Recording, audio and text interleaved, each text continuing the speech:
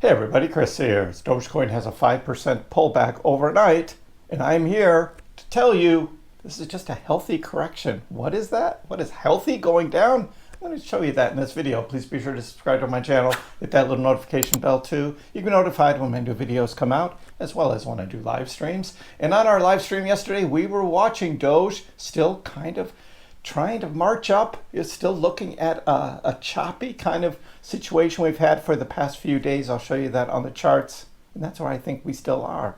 Even though this pullback, some people are calling for a top already. Bitcoin is already topped, ETH already topped, and I'm like, no, we still have a long way to go this cycle. Let me show you that charts in the news. I'll show you what I'm looking at. And we start here looking at the current Dogecoin chart, and we're about 25.5 cents. That's right, 25.5. We've dipped below this 26-cent line. We did come up over 27 cents last night. Now, when you get up to these higher cent lines, right, these 1 cent swings are much less on a percentage basis as where we were when we were down at like 14, 15 cents. Now we're up at 24, 25, 26 cents. And we can swing in a penny in a much quicker manner. But this is our chop here that we've had since coming up over 28 cents on Monday. And again, this is just a chop right now. And this pullback here, why is this healthy? We'll talk about that. Overall, right now, here's what Zero says. It's like, it's time for everyone to get scared of the dips and call for the tops. You guys are not serious people. Touch grass. It's like, this isn't the time for the top yet. Bitcoin is at $118,000. $118,000 of Bitcoin, and look at it just chopping. This is like 7-8 days of chop now for Bitcoin. Bitcoin's not dropping. Bitcoin isn't going anywhere. It's holding this $116,000 support line very well until you start to see Bitcoin falling off the table. The bull cycle isn't over. So that looks very strong for me. And of course, Doge is more volatile, so we see a little pullback on Bitcoin. Doge is going to drop a little more. Happens every time. And here we have another instance of that for Dogecoin. So ETH and Doge lead the altcoin pullback after the Trump rally euphoria. So last week was all about crypto week, right? Which I called stablecoin week. But it did help some. I mean, XRP did very well, and then ETH ended up doing very well for the week. And we watched the memes like Pengu and Bonk, especially Pengu again this week, still trading strong. You know, a little pullback happens here and there as well. And BNB going crazy. We've got all of that going on. So no reason to really be bearish. And what this basically saying is, look, the market's cooled from last week's surge. And that cool off does happen. And right, analysts call the pullback a healthy correction. So there it is right there. A healthy correction following overbought signals, euphoric gains. That happens. Some traders, they take little profits. And some are saying, oh, bull market's over. Let's just take our profits and go on. And I'm just like, God, we're just getting started. Dogecoin could get a massive network upgrade. Dogecoin could rival the likes of Ethereum and Solana, developers say, if a new network upgrade proposal is passed and implemented. This is all in the backs of Doge OS, and this is going to be Dogecoin growing in its use for, we'll see what all of these developers are building, but this is big. We are kickstarting a wave of developer activity. For the first time, builders will be able to launch scalable apps, games, and DeFi protocols that settle back to Doge. This network protocol upgrade to ZK rollups, bridging, and new use cases that simply weren't possible before. This is all building for Dogecoin. We've been talking about Dogecoin as more of a utility this cycle. Yes, it'll still have the hype and the meme and all of that going with it. But this is what the backbone of Dogecoin's use case is going to be. Dogecoin is in a channel. It is a retest. This is just a small retest up here that we have going on. And usually when you have those retests, that next move is higher. We are in a retest now. Kaleo says, look, if you're not stacking Dogecoin on the retest of this breakout, you're wrong. So here's the breakout. There's the line. We're retesting before moving higher.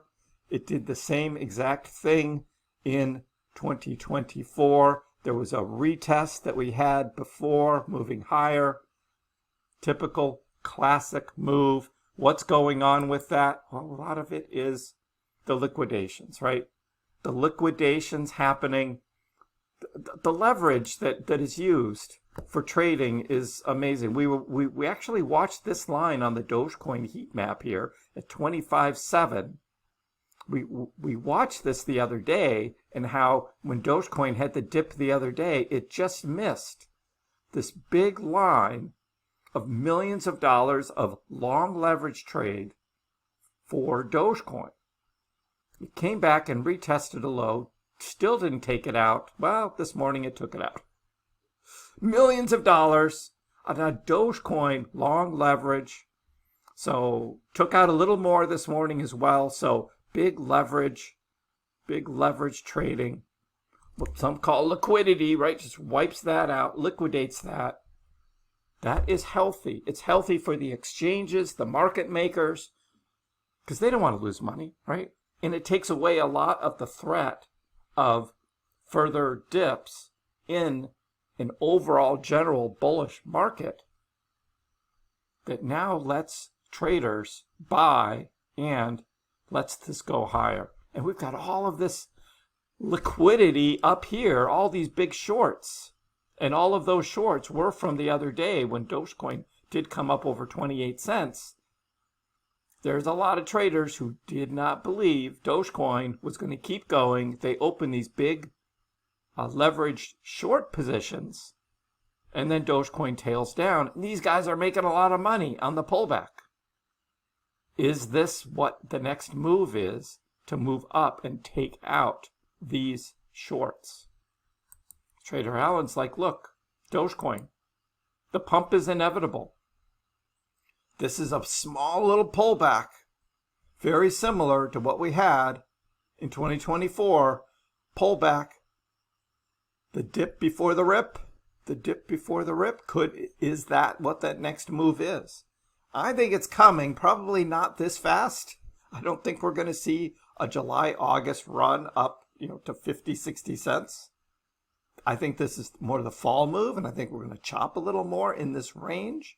Could have other pullbacks, like I've been saying, like early August. Typically, we've seen these kinds of pullbacks. This is last year's. Early August, we had this 2024 pullback. And I'm guessing there's going to be something like that still. It's going to freak people out. And they're going to, bull runs over. And I'm like, guys, hold on. This is just a pattern that we've seen. And I think that is something that we're going to see again. And so be ready for it. Does it mean you need to sell and wait for the pullback and buy in at a lower price? Always risky, because we don't know that's going to happen again just because it happened before. Personally, I'm just going to take my end of the month paycheck, right? And I'm just going to have some cash sitting there waiting to buy on the dip. At this point in this market, overall bull cycle, I'm not selling yet. This is a yearly chart.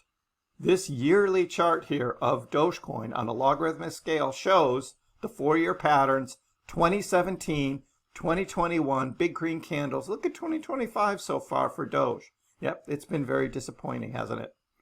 We're still in the red on the year.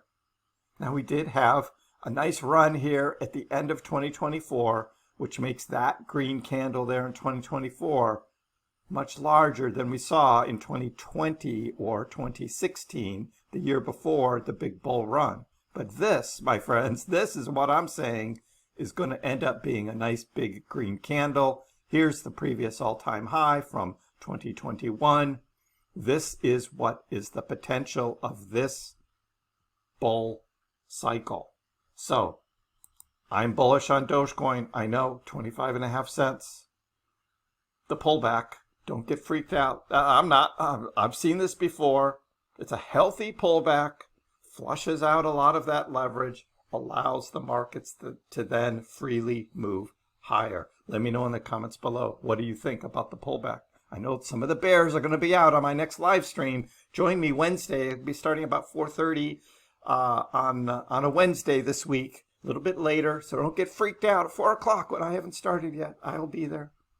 Give the video a like, and if you haven't already, please subscribe to my channel. I appreciate the support. We'll see you next time.